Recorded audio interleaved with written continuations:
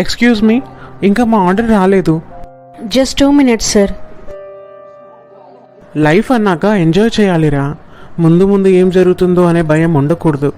ఎందుకంటే ఆ దేవుడు చూసుకుంటాడు. అవునవును, అందుకే నువ్వంటే నాకు ఇష్టం.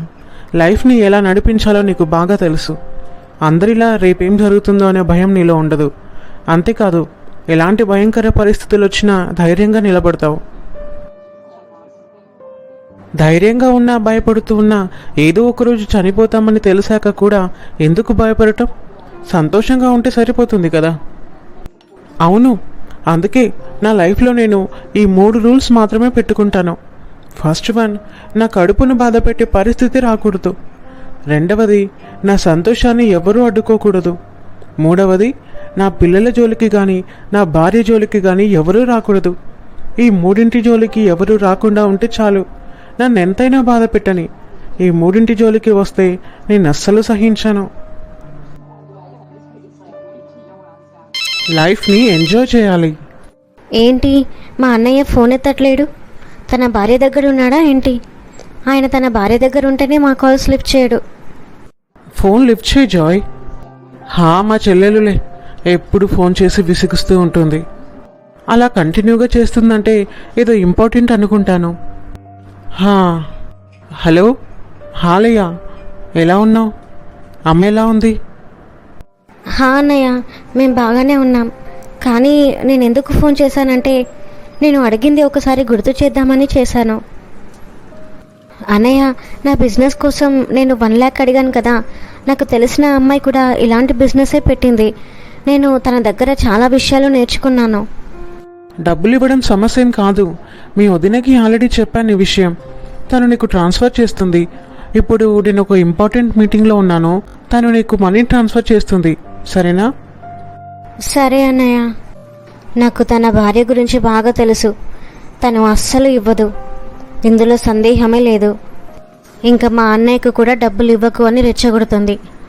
మా అన్నయ్య ఆల్రెడీ పంపించమని చెప్పాక కూడా ఇంతవరకు పంపించలేదు అంటే ఇంకా డబ్బులు రావని క్లియర్గా తెలుస్తుంది. నాకు తెలుసు తన భార్య చాలా మూర్ఖురాలు. ఆ డబ్బులను వేస్ట్ ఖర్చైనా చేస్తుంది, కానీ మాకు అస్సలు పంపించనియదు. దానికి తగ్గ మూల్యం తప్పకుండా చెల్లిస్తుంది. మా అన్నయ్య పంపించమని చెప్పాక కూడా పంపించలేదు చూడు. మరి నీ భార్యకి కాల్ చేసి చెప్పు పంపించమని. ఆ విషయం అసలు నా భార్యకే చెప్పలేదు. నేను ఏమైనా డబ్బులు కాసే చెట్టునా? ఎప్పుడు డబ్బులు డబ్బులు అంటారు. నా మానన్న నన్ను ఒంటరిగా వదిలేయచ్చు కదా. నేను ఎవరికి డబ్బులు ఇవ్వాల్సిన అవసరం నాకు లేదు.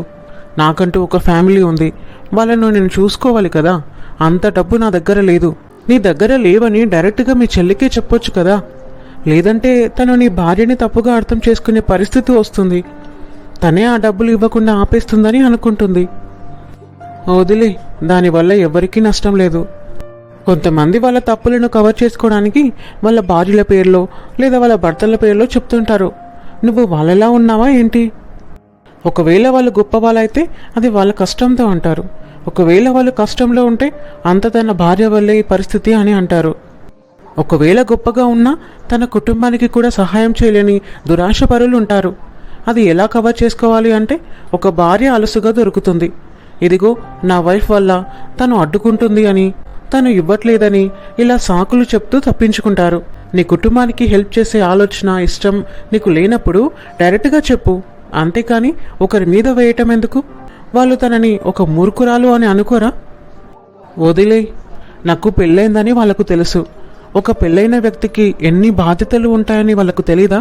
ప్రతిసారి అడుగుతూనే ఉంటారు. నన్ను నేను ఎలా చూసుకుంటానో అలాగే నా భార్యని నా కుటుంబాన్ని చూసుకోవాలి కదా. అదే దేవుడు కూడా చెప్తున్నాడు. నువ్వన్నట్టు ఒకవేళ నా భార్యనే వాళ్లకు డబ్బులు రాకుండా చేస్తుందని వాళ్ళకు అనిపించినా అందులో ఎలాంటి నష్టం లేదు, అలాగే అనుకోని. కానీ అది తప్పు. నీ కుటుంబం దగ్గర నీ భార్యని తప్పుడు మనిషిలా చూపిస్తున్నట్టే. నీ కుటుంబం నీ భార్యని అసహించుకునేలా నువ్వే చేస్తున్నావు. నీ చెడ్డ ఆలోచనను నీ భార్య మీద వేస్తే ఎలా? నీ భార్య ఎంతో నీ కుటుంబం నీకు అంతే. నీ కుటుంబం నీకెంతో నీ భార్య నీకు అంతే. నీ దగ్గర లేనప్పుడు, సహాయం చేసే పరిస్థితి నీకు లేనప్పుడు లేవని చెప్తే వాళ్ళు హోప్ పెట్టుకోరు. నీ భార్య చెడ్డది కాలేదు. ఒకవేళ నీ దగ్గర ఉన్నాయా, హెల్ప్ చెయ్యి. వాళ్ళు నీ కుటుంబమే కదా. మోసపోకుడి, దేవుడు వెక్కిరింపబడడు. మనుష్యుడు ఏమి విత్తునో ఆ పంటనే కోయను. ఎలాగనగా తన శరీరేచ్ఛలను బట్టి విత్తువాడు తన శరీరము నుండి క్షయమైన పంట కోయను. ఆత్మను బట్టి విత్తువాడు ఆత్మ నుండి నిత్య జీవమను పంట కోయను. మనము మేలు చేటయందు విసుకకయుందుము. మనము అలయక మేలు చేసితిమేనని తగిన కాలమందు పంట కోతుము. గలతీ 6:7. మనం ఇక్కడికి తినడానికి వచ్చామా, మా ఫ్యామిలీ గురించి మాట్లాడుకోవడానికి వచ్చామా? ఫస్ట్ తిందాం. నా ఫ్యామిలీ గురించి వదిలే, వాళ్ళని ఎలా చూసుకోవాలో నాకు తెలుసు. ఇంకో విషయం ఏంటంటే, నేను ఇలా పట్టించుకోకుండా ఉంటేనే వాళ్ళ కాళ్ళ మీద వాళ్ళు నిలబడతారు. నాకంటూ కొన్ని ఆలోచనలు ఉన్నాయి. అయినా వాళ్ళకు నా భార్య నచ్చని నచ్చకపోని అందులో ఏముంది? వాళ్ళు ఏమైనా నా భార్యని తిడతారా, కొడతారా? ఒకవేళ అలా తిట్టినప్పుడు నేను మాట్లాడతాను. నేను అంతవరకు రానివ్వను. నా భార్యని ఎవరైనా తిట్టినా, ఇన్సల్ట్ చేయాలని చూసినా నేను అస్సలు ఊరుకోను. వాళ్ళ సంగతి తెలుస్తాను. నా పాయింట్ నీకు అర్థం కాలేదు. మీ చెల్లితో డైరెక్ట్గా నువ్వే చెప్పొచ్చు కదా డబ్బులు లేవని. అప్పుడు వాళ్ళు ఎలాంటి ఎక్స్పెక్ట్ చేయరు నీ దగ్గర నుంచి. అంతేకాకుండా నీకు పెళ్ళయింది, నీకు అవసరాలు ఉంటాయని వాళ్ళు నిన్ను అడగటం మానేస్తారు. నువ్వు విషయం డైరెక్ట్గా చెప్పకుండా ఇలా చెప్తే వాళ్ళు నీ భార్య మీద పగ పెంచుకోవడం, ఇంకా నీ మీద నమ్మకంతో ఇస్తావని ఆశ పెట్టుకోవడం జరుగుతుంది. అంతేకాదు, రేపటి రోజు నీకు ఏదైనా జరిగి నువ్వు చనిపోతే అప్పుడు నీ భార్య వారి మధ్య పెద్ద విధ్వంసమే జరుగుతుంది. వాళ్ళ మధ్య నువ్వు గొడవలు పెట్టినట్టు అవుతుంది. ఒకరి మధ్య చిచ్చు పెట్టి నువ్వెంత గొప్పగా దేవుని నమ్మి ఆయనపై విశ్వాసం ఉంచినా నీకు పరలోకానికి వెళ్ళే రైట్ నీకుండదు. అన్ని విషయాలలో నిన్ను నువ్వే క్లియర్గా ఉంచుకోవాలి. మనసులో ఎలాంటి చెడు, ఎలాంటి ద్వేషం ఉండకూడదు, ఎలాంటి సందర్భంలో అయినా. అంతేకాదు, తప్పు చేసే పరిస్థితి వస్తే ఆ తప్పు నీ దగ్గరికి రాకుండా నిన్ను నువ్వే అన్ని విధాలుగా సరిచూసుకోవాలి. నువ్వు తప్పు చేసి వేరే వాళ్ళ మీద వేసి నిన్ను తప్పుగా అనుకోకూడదని వాళ్ళ పేరు చెప్తే వాళ్ళకు మధ్య నీవు చిచ్చు పెట్టిన వాడం అవుతావు. ఎవరు నేను బలవంతం చేయట్లేదు కదా అబద్ధం చెప్పమని. కాబట్టి ధైర్యంగా ఉన్నదే చెప్పు. నువ్వు మంచివాడనని అనిపించుకోవడానికి ఒకరిని తప్పుడు వ్యక్తిని చేయటం కరెక్ట్ కాదు కదా. మనం ఈరోజు తిందామా వద్దా? నువ్వు చాలా ఎక్కువ మాట్లాడుతున్నావు, ఇంకా ఆపే. మాట్లాడుతూనే ఉన్నాడు. గంటసేపు నా తల తిన్నాడు. నా ఫ్యామిలీ గురించి మాట్లాడడానికి అతనెవరు? నేను ఆపేయమని చెప్పకపోతే ఇంకా మాట్లాడుతూనే ఉండేవాడేమో. లేయా, నేను మార్కెట్కి వెళ్తున్నాను, నువ్వు వస్తావా? అవును, మీ అన్నయ్య డబ్బులు పంపించాడా? లేదు, మా అన్నయ్య పంపించమని మా వదినతో చెప్పాడంట. కానీ తను పంపించదు, నాకు తెలుసు. ఆమె చాలా మూర్ఖురాలు. మా అన్నయ్య పంపించమని చెప్పినా పంపించలేదు. మాకు అసలు డబ్బు పంపించడమే ఆమెకు ఇష్టం ఉండదు. మా అన్నయ్య పెళ్ళైనప్పటి నుంచి చాలా మారిపోయాడు. ఒక జజబేలులా మా అన్నయ్య లైఫ్లోకి వచ్చింది. నాకెందుకో మీ అన్నయ్య అలా తన మీద చెప్పి మీకు డబ్బులు ఇవ్వకుండా ఉంటున్నాడేమో. మీ అన్నయ్యకు నిజంగా మీకు డబ్బులు ఇవ్వాలనే ఆలోచన ఉంటే తన భార్యని మధ్యలోకి ఎందుకు తీసుకొస్తాడు? ఏదో ఒక టైంలో తనే పంపించేవాడు కదా. డబ్బంతా తన దగ్గరే ఉంటుంది. నీకు పంపించడానికి తనకు ఎంతసేపు? నాకెందుకో మీ అన్నయ్యే అలా చేస్తున్నాడేమో అని అనిపిస్తుంది. నీకు ఆమె గురించి తెలీదు కాబట్టి నువ్వు ఇలా మాట్లాడుతున్నావు. నీకు తెలుసా మేమంటే మా అన్నయ్యకి ఎంత ఇష్టమో? కానీ తన పెళ్ళైనప్పటి నుంచి ఆ మూర్ఖురాలు మా అన్నయ్య జీవితంలోకి వచ్చినప్పటి నుంచి మా విషయంలో ఇలా జరుగుతుంది. అంటే తనే కదా ఇదంతా చేస్తుంది. మా అన్నయ్య తప్పకుండా డబ్బు పంపించమని చెప్పి ఉంటాడు, కానీ ఆమెనే పంపించకుండా చేస్తుంది. అది నీకు అర్థం కావట్లేదు. అందులో అర్థం కాకపోవడానికి ఏముందిలే. అంటే నా ఉద్దేశం, మీ అన్నయ్యకు మీకు డబ్బులు ఇవ్వాలనే ఉంటే మధ్యలో తన భార్యని ఉంచడం ఎందుకు? డైరెక్ట్గా తనే ఇవ్వచ్చు కదా అని అంటున్నాను. సరేలే, నాకెందుకు, నేను వెళ్తాను. సరే వెళ్ళు. నేను ఇంకొకసారి మా అన్నయ్యకు కాల్ చేసి డబ్బులు అరేంజ్ చేయమని చెప్తాను. సరే. ఆ మూర్ఖురాలు లేకుంటే మంచిగా నేను మా అన్నయ్య డబ్బు తీసుకొని బిజినెస్ స్టార్ట్ చేసేదాన్ని. హలో అన్నయ్య, నీ భార్య ఇంకా డబ్బు పంపించలేదు. అన్నయ్య, నువ్వైనా పంపించు, నాకు అర్జెంటుగా కావాలి. లేయా, ఎందుకంత తొందర? పంపిస్తుందిలే. నేను ఇందాక కూడా కాల్ చేసి చెప్పాను పంపించమని. తను సరే అంది. ఈరోజు కాకపోతే రేపైనా వేస్తుందిలే. ఎందుకు టెన్షన్ పడుతున్నావు? నేను డ్రైవింగ్లో ఉన్నాను. నేను ఇంటికి వెళ్ళాక ఎందుకు వేయలేదో అడుగుతాను. సరే అన్నయ్య, ఉంటాను. సరే. బిజినెస్ అనకుండా జాబ్ చూసుకొని తన కాళ్ళ మీద తను నిలబడొచ్చు కదా. నేను ఇలా ఉండటానికి, ఇంత డబ్బు సంపాదించడానికి ఎంతో కష్టపడ్డాను. ఒకవేళ నీకు ఎదురు చూసే ఓపిక లేకుంటే ఏదైనా జాబ్ చూసుకో. నా ప్రాబ్లమ్స్ నాకున్నాయి. ఇలా అందరి బరువులు నా మీద వేస్తానంటే ఎలా? ఛా! ఓ వచ్చేసారా? హా, అవును. నా కొడుకెక్కడా? వాడి కోసం కొన్ని కొనమని నీకు డబ్బులు ఇచ్చాను కదా, తీసుకున్నావా? తీసుకున్నానండి. లేకుంటే వాడు ఊరుకుంటాడా? వెంటనే నీకు కాల్ చేసి నా మీద కంప్లైంట్ చేస్తాడు. వాడు నా కొడుకు మరి. సరే, తినడానికి ఏమైనా తీసుకురా. నాకంటూ ఒక ఫ్యామిలీ ఉంది. నేను వాళ్ళ గురించి పట్టించుకోవాలా, అందరి గురించి పట్టించుకోవాలా? అమ్మా, ఏమైంది? నీ ఫ్రెండ్తో కలిసి మార్కెట్కి వెళ్తా అన్నావు కదా, ఇంకా బిజినెస్ గురించి తెలుసుకోవడానికి. ఆయన భార్య డబ్బు పంపించలేదు. అన్నయ్య పంపించమని చెప్పాడంట. అయినా నేను మళ్ళీ కాల్ చేసి అడిగాను. తను ఆల్రెడీ చెప్పానని, పంపిస్తుందిలే, నేను కొంచెం బిజీగా ఉన్నానని అన్నాడు. అది అసలు ఎంత మూర్ఖురాలు! అది అస్సలు పంపించదు. నాకు తెలుసు. వాడిని కూడా మనకు డబ్బు పంపించదని చెప్తుంది. దానికి దేవుడు తప్పకుండా తీర్పు తీరుస్తాడు. నా కొడుకు డబ్బుని నాకే పంపించడానికి అడ్డుపడుతుంది. అవునమ్మా, తనకు దేవుడే బుద్ధి చెప్తాడు. మనల్ని ఇంత బాధ పెట్టినందుకు తప్పకుండా అనుభవిస్తుంది. నువ్వేం బాధపడకు. ఎన్ని రోజులు నా కొడుకును తన గుప్పిట్లో పెట్టుకుంటుందో నేను చూస్తాను. దానికి తప్పకుండా ముగింపు వస్తుంది. తను నా కుటుంబ సభ్యురాలుగా ఎప్పటికీ ఉండదు. తప్పకుండా తన తప్పులన్నీ బయటికి వస్తాయి. అప్పుడు నేనే మెడపట్టి బయటికి గంటేస్తాను. ఎవరది? అనయ్య, నేను మీ తమ్ముడు పీటర్ని. ఓహ్, మళ్ళీ నువ్వా? నాకు తెలుసు, వాడు ఖచ్చితంగా డబ్బుల కోసం నన్ను వేధించడానికే వచ్చాడు. సరేలే, నాకేం చేయాలో ఏం చెప్పాలో బాగా తెలుసు. హా, రా పీటర్, డోర్ తెరిచే ఉంది. ఎలా ఉన్నావు? నేను బాగున్నాను అన్నయ్య. సరే ఆగు, మీ వదిన్ని పిలుస్తాను. నువ్వు వచ్చావని తనకు తెలుస్తుంది. సిరి, సిరి, హా, వస్తున్నానండి. తొందరగా రా, మా తమ్ముడు పీటర్ వచ్చాడు. ఓ పీటర్, ఎలా ఉన్నావు? ఎప్పుడొచ్చావు? వస్తున్నట్టు చెప్పనే లేదు. నేనేం పూర్తిగా ఇక్కడే ఉండటానికి రాలేదు. మా అన్నయ్యను చూసి వెళ్దామని వచ్చాను. ఓ సరే. రా సిరి, ఇలా వచ్చి కూర్చో. చెప్పు పీటర్, అంత బాగానే ఉందా?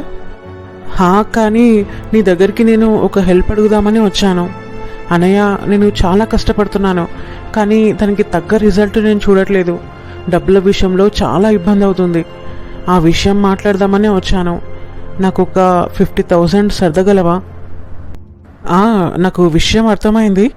నేను మీ వదినతో ఒకసారి మాట్లాడి నీకు ఏంటి విషయం చెప్తాను, సరేనా? సరే అన్నయ్య, నేను వెళ్తాను. సరే. మీ భార్యని కూడా అడిగానని చెప్పండి. మంచిది. సిరి, ఇంకా నువ్వు లోపలికి వెళ్ళి నీ పని చూసుకో. సరే, కానీ మీ తమ్ముడు చెప్పిన దానికి ఏం ఆలోచిస్తున్నావు? తనకు డబ్బు చాలా అవసరం అనుకుంటాను. కానీ డబ్బులిచ్చి నేను ఇబ్బంది పడాలని అనుకోవట్లేదు. నీకు తెలుసు కదా నాకెన్ని బాధ్యతలున్నాయో. దాని గురించి వదిలే, మనం తర్వాత మాట్లాడుకుందాం. సరే. నేను రాగానే లోపల నుంచి వచ్చి కూర్చుంది. నాకు తెలుసు, మా అన్నయ్య ఆమె పక్కనున్నన్ని రోజులు అస్సలు హెల్ప్ చేయడు. తన భార్యతో చర్చించుకొని చెప్తాను అన్నప్పుడే నాకు అర్థమైంది ఇంకా హెల్ప్ రాదు అని. మా అన్నయ్య ఆమెను ఎప్పుడైతే పెళ్లి చేసుకున్నాడో అప్పటి నుంచి మాకు అసలు ఏ రకమైన హెల్ప్ చేయట్లేదు. చూడు ఎలా అడుగుతుంది, వస్తున్నట్టు చెప్పలేదు అని. అంటే మా అన్నయ్య ఇంటికి రావడానికి కూడా ఆమె పర్మిషన్ తీసుకోవాలా? సరేలే, ఆమె గురించి నాకెందుకు. నువ్వు ఇబ్బందుల్లో ఉంటే ఇంకా నా దగ్గరికి పరిగెత్తుకుంటూ రావాలా? నేనేమైనా బ్యాంకునా? నా దగ్గర ఎప్పుడు నిండుగా డబ్బులుండటానికి? లేక డబ్బులు ప్రింట్ చేసే మిషన్నా? అందరూ నా మీద డిపెండ్ అవ్వడానికి?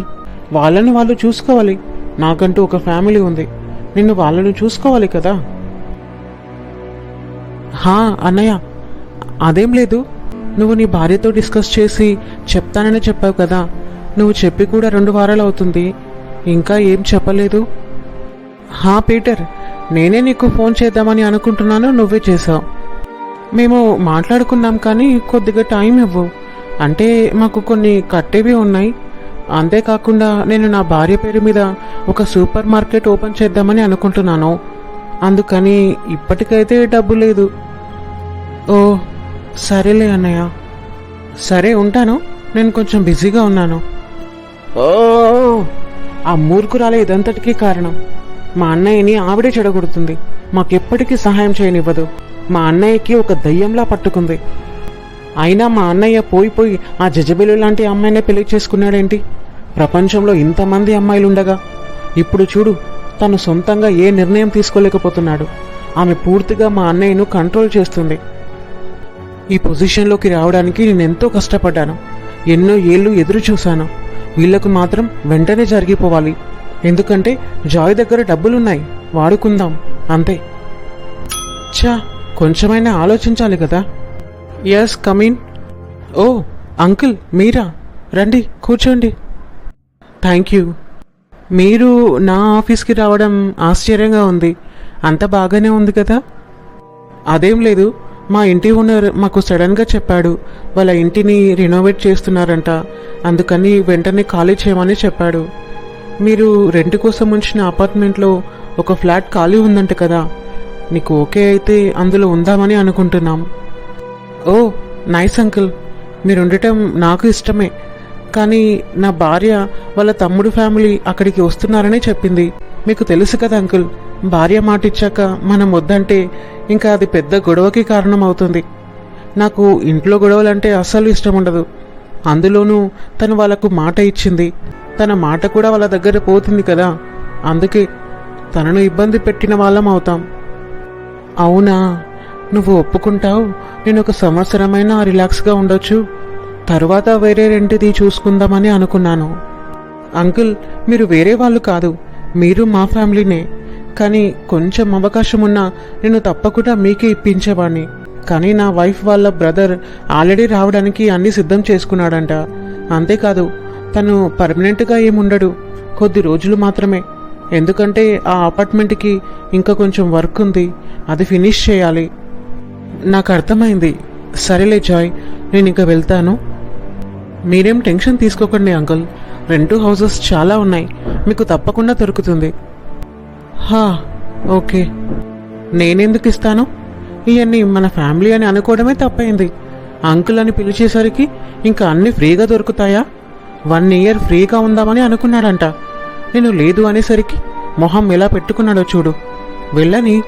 వెళ్ళి వెతుక్కొని నేను తెలియని వాళ్లకు, నాకు రెంట్ పే చేసే వాళ్ళకే ఇస్తాను.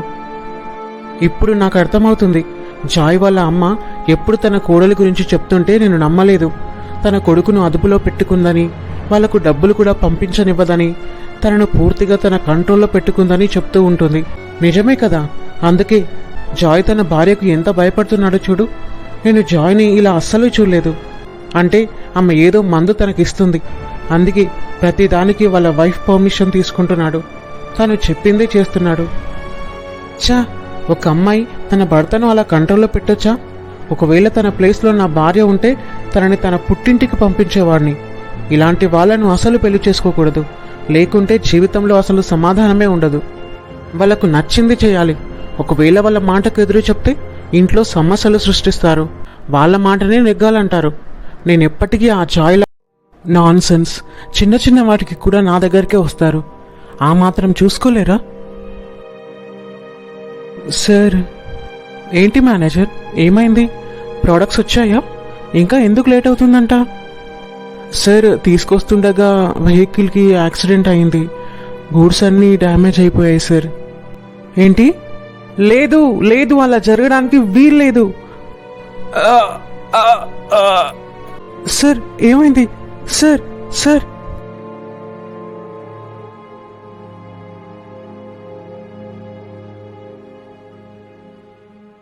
ఏమండి? లేదు, మా అన్నయ్య చనిపోలేదు, ఆ రాక్షసే చంపేసింది. అతన్ని బెదిరించి కంట్రోల్ చేసి అతని ఆరోగ్యాన్ని క్షీణింపచేసి మొత్తానికి చంపేసింది. ఇంకా ఆ డబ్బంతా తనదే అవుతుందని అనుకుంది. అది నేనెప్పటికీ జరగనివ్వను. మా అన్నయ్యను చంపేసినందుకు ఇంకా ఆ ఇంట్లో కూడా ఉండటానికి వీల్లేదు. నీకు సంతోషంగా ఉందా? మొత్తానికి మా అన్నయ్యను చంపేశావు కదా, కానీ నేను నిన్ను సంతోషంగా ఉండనివ్వను. నిన్నేం చేస్తానో చూడు. అదేంటి సిరి అలా మాట్లాడుతున్నా? మీ అన్నయ్య చనిపోయాడనే బాధలో నేనుంటే నేనెందుకు అతన్ని చంపేస్తాను? నీ ముసలి కన్నీళ్ళు నిన్ను కాపాడలేవు. నేను నిన్ను ఏం చేయకముందే ఈ ఇంటి నుంచి వెళ్ళిపో. ఎక్కడ ఆ మూర్ఖురాలు? ఆమెను మెడపట్టి బయటికి గెంటేయండి. ఇక్కడ ఉండే అర్హత తనకు లేదు. తన వస్తువులన్నీ బయటపడేయండి. జాయ్, ఎక్కడున్నా నీ కుటుంబం అంతా నన్ను దోషిని చేస్తున్నారు.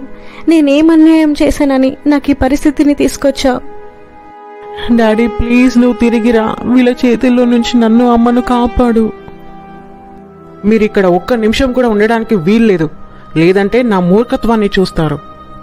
అది తప్పకుండా నా కొడుకు ఇంటి నుంచి వెళ్ళిపోవాలి. నా కొడుకును చంపేసి ఎలా సంతోషంగా ఉంటుందో నేను చూస్తాను. జాయ్ని ఇన్ని రోజులు కంట్రోల్ చేసి మొత్తానికి చంపేసింది. ఛీ, ఇలాంటి ఆడవాళ్ళను అస్సలు విడిచిపెట్టకూడదు. అయ్యో, వీళ్ళంతా నా భార్య బిడ్డల మీద పడ్డారే. నా భార్యకు ఏం తెలీదు. వాళ్ళని విడిచిపెట్టండి. ఈ యజ్ఞ కంటే కూడా వాళ్ళ పరిస్థితికి నాకు ఎక్కువ బాధ కలుగుతుంది. నేను చేసిన దానికి నా భార్య బిడ్డలు అనుభవిస్తున్నారు. ఎవరి కోసమైతే నేను రాత్రి పగలు కష్టపడ్డానో వాళ్ళే ఈ రోజు నా వల్ల రోడ్డు మీదకి వెళ్లాల్సిన పరిస్థితి వచ్చింది. అది నన్నెంతో వేధిస్తుంది. దయచేసి ఎవరైనా వాళ్ళకు నిజం చెప్పండి.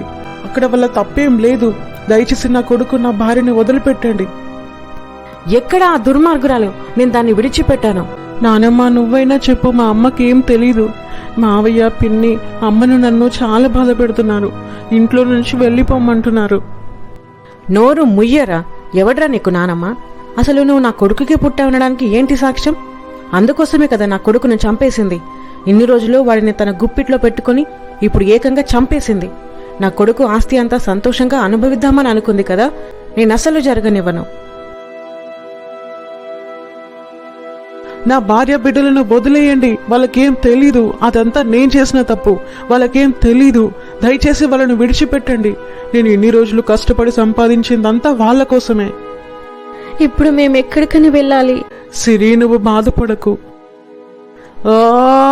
ఎవరైనా నా భార్య బిడ్డలకు సహాయం చేయండి. నా భార్య బిడ్డల కన్నీళ్లు నన్ను ఎక్కువ కాలుస్తున్నాయి.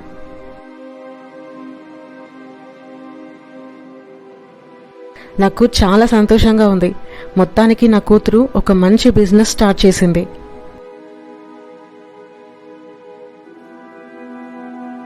అవునమ్మా, నా కంపెనీకి కావలసినవన్నీ నేను తీసుకున్నాను. ఎక్స్క్యూజ్ మీ, మీ కొడుకు జాయ్ కొన్ని గూడ్స్ కోసం 2 కోట్లు అప్పు చేశాడు. అవి డ్యామేజ్ అయ్యి మొత్తానికి కోల్పోయాడు.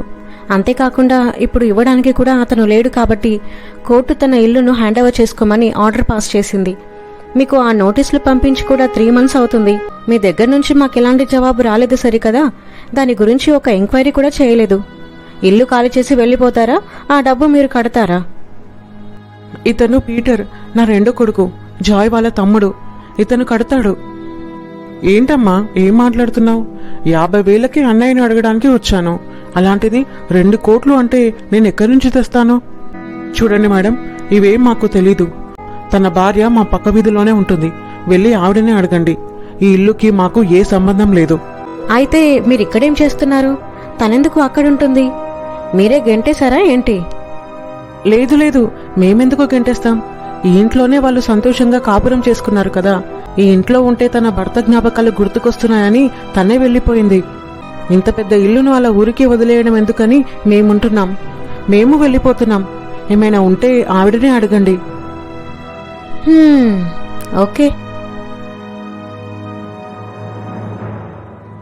మేడం, ఆ ఇల్లు నా భర్త ఎంతో ప్రేమతో కట్టించింది.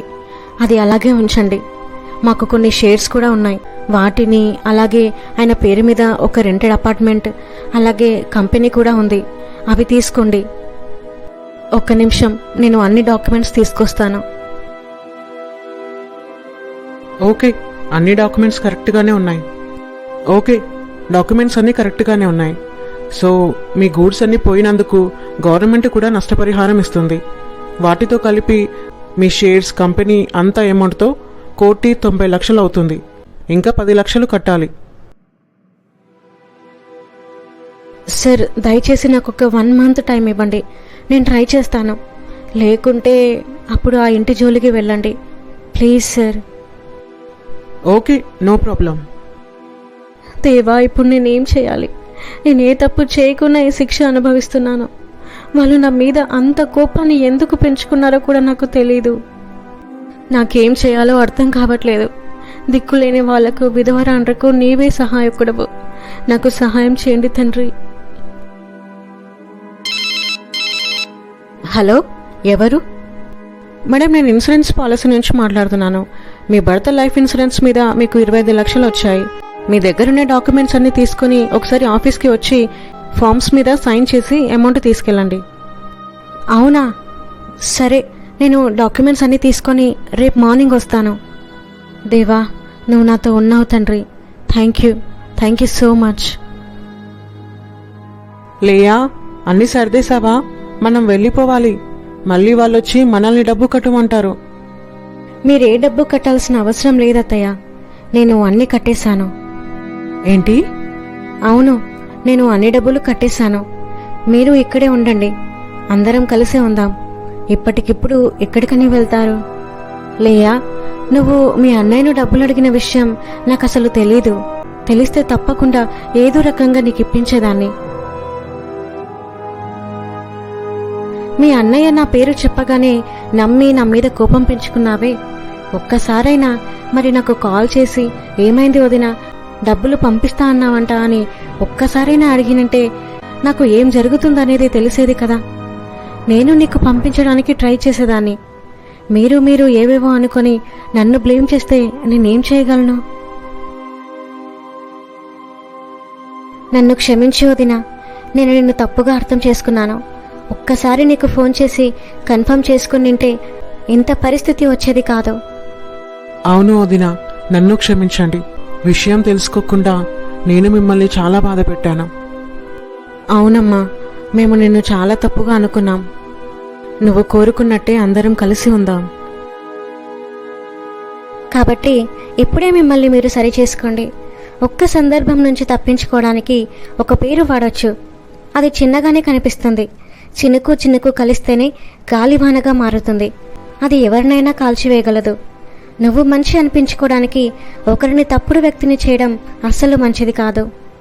అంతేకాకుండా ఎవరి నుంచో తప్పించుకోవడానికి ఎవరికో ఏదో ఇవ్వాల్సి వస్తుందని నీ కుటుంబంలోని వ్యక్తి పేరు చెప్పి వారిని మూర్ఖుడిగా చేయడం ఎందుకు? ఏదైనా ఉంటే డైరెక్ట్గా చెప్పండి. దేవుడు అంటాడు, మీ మాట ఏదైనా అవునంటే అవును, కాదంటే కాదు అన్నట్టుగా ఉండాలి అని. కాబట్టి మనం అలాగే ఉందాం. Praise the lord.